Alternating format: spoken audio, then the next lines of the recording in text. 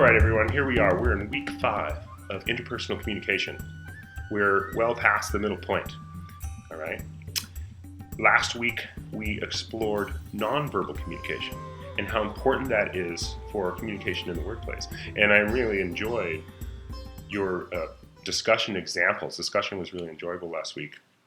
You all have a lot of experience already in workplace communication to bring to that discussion. So we're all learning from each other in this course.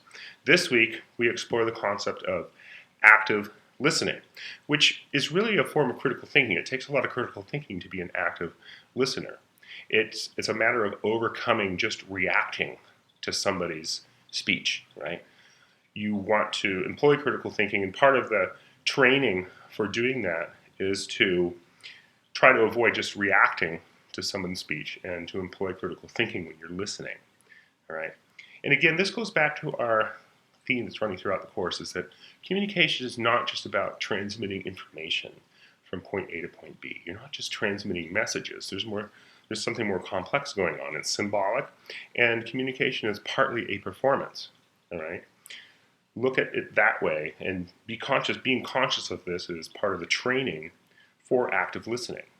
There's an ancient Chinese proverb that says that the fool speaks while the wise man listens.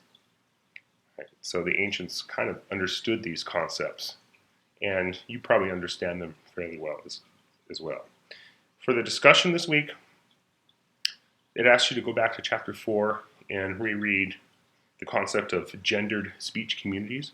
Right? And keep in mind when you're doing that discussion that gendered communication there's nothing really natural about it. We learn our gendered ways of speaking in early childhood, right?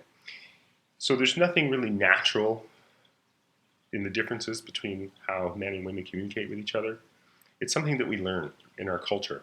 And also, don't think of these as absolute dichotomies, right? These are not absolute differences, right? It's just tendencies that we notice, patterns in the way that men and women communicate that we can notice and think about in interpersonal communication, all right? There is a critical thinking assignment as well this week, okay?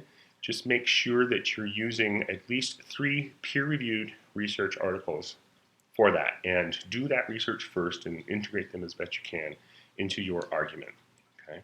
Whichever option you choose. As usual, please get a hold of me if you have any questions about anything. If you're having any issues with critical thinking assignment or thinking about your project, okay? Keep thinking about your project every week, right? And get back to me if you have any questions. And you all have a great week.